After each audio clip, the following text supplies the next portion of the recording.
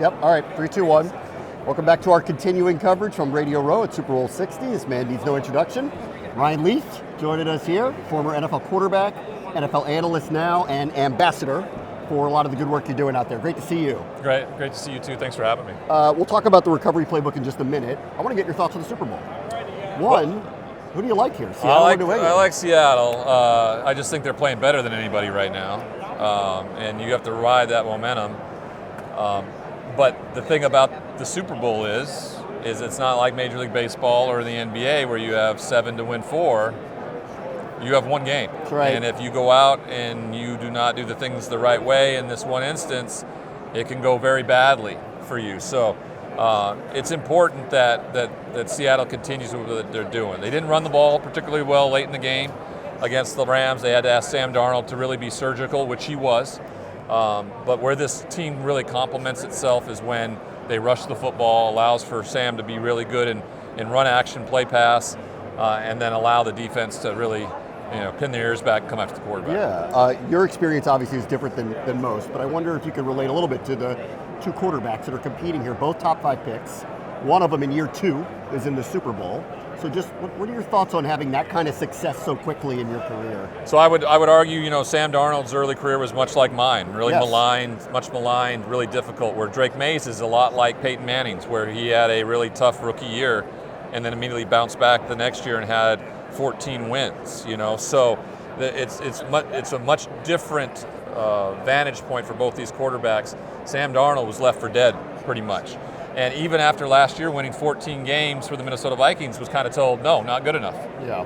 And it's been really great to see him continue to work his tail off for the opportunity and finally for a team to go, you know what, we want you, we support you, you're good enough for us to win. And he's made the absolute most of it. So it's really cool to watch that success for him. Yeah, you had trouble early in your career. Can you relate to him fighting through the adversity of being told no, having rough seasons, bouncing around, and finally finding a place that believes in him? I can't relate to that because I didn't do the work that he did. I can relate to it later in life when I got my ass knocked down and I found my way to keep picking myself up and get after it.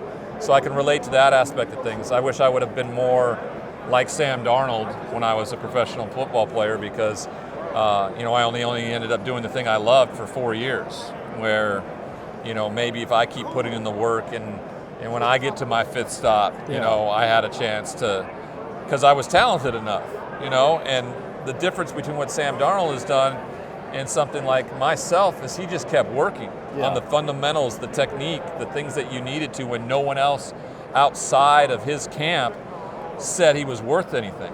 And that's impressive. That shows you the mental toughness in which Sam Darnold lives in. Yeah, the infrastructure to be there to help somebody through adversity, maybe it wasn't there for you early in your career. Oh, I'm sure it was there for me. I just thought I had all the answers. Yeah. I had Junior Seau and Rodney Harrison on my team. Who two better than to teach me how to get through things, how to be a professional, and I just didn't utilize it. It wasn't anybody else's fault but my own why I wasn't a success at the NFL level. Let's talk about the recovery playbook. Obviously, part of your story is addiction recovery, and you've made it a mission to help others now. So what are you working on these days? So this is a really great story. I went to Canton for Peyton Manning's induction to the Hall of Fame. And I remember talking to a lot of family members and things like that, and telling them I was invited and whether I should go or not. And they all kind of said no, don't go. Well, they live in a world with a lot of judgment and fear because of the way they viewed it, and I think probably the way I viewed it a lot is like I'm going to go there and it's just going to be an opportunity for see where I didn't live up to it and I get made fun of or something like that. Yeah. Instead of celebrating something that I know is very difficult to do and to be the best at it as you could. And I'm so glad I did. I was sitting in the lobby bar, sitting next to a gentleman, talking to him about what he did. Said his name was Armando Colombo. He was the CEO of a state-of-the-art psychiatric and substance use disorder facility in Houston, Texas. And I just was blown away by him. And I asked him how I can help, what more I can do. And sure enough, he would ask me to be the ambassador in recovery for them, and they would start a relationship with the NFLPA, our union, in which where I'm down there quarterly, every quarter, there'll be anywhere from 10 to 12 former NFL players there.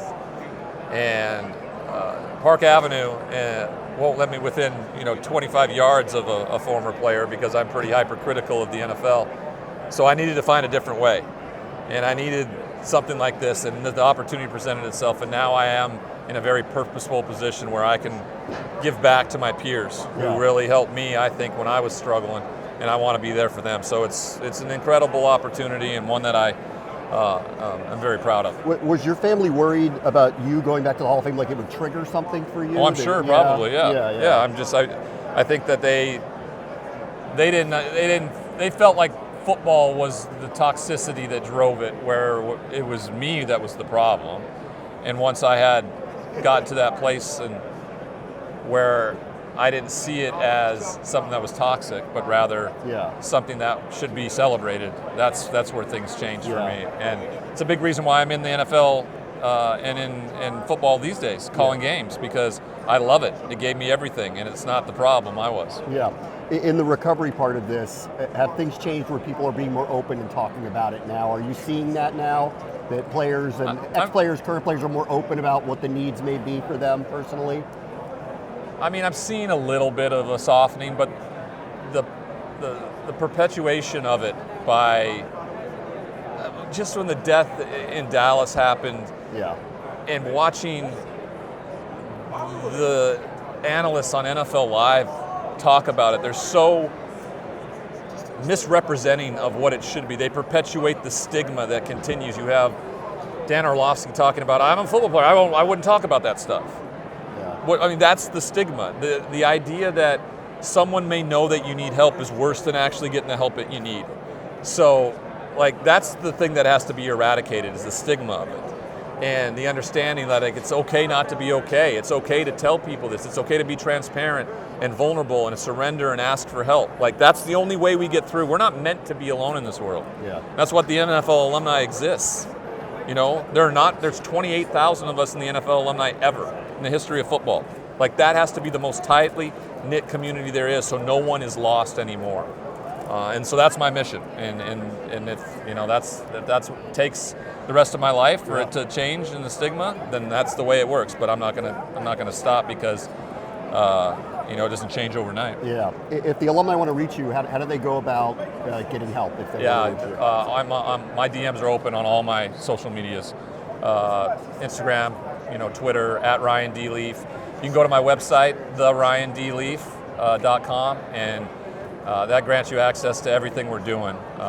Working closely with Chris Stawinski around the Concussion Legacy Foundation. I'm about to go to Boston U to do some brain studies myself. We're in the hopes that we're going to be able to detect a protein in our brain that can diagnose CTE before death. You're going to do brain study on yourself? We're hoping to find that protein. They're doing a ton of testing right now, and so I'm going to go and try to help in any way I can to do that, because if we can tell somebody what's going on, because it's right now it's something that no one can see. I think we know the symptoms and we know it. The way I go about it is I believe I'm living with CTE. That's just the best way to put it. The substance use disorder that wasn't in my family, the brain tumor that I got that was removed, the impulsivity, those are all symptoms. And if you go into it and attack it like you have it, there's nothing to ever be afraid of when you're treated in the best possible way you can. Ryan, it's a pleasure. Thank you for being so open with us. It was great seeing you. Good to see you again. Thank you very much. Thank you.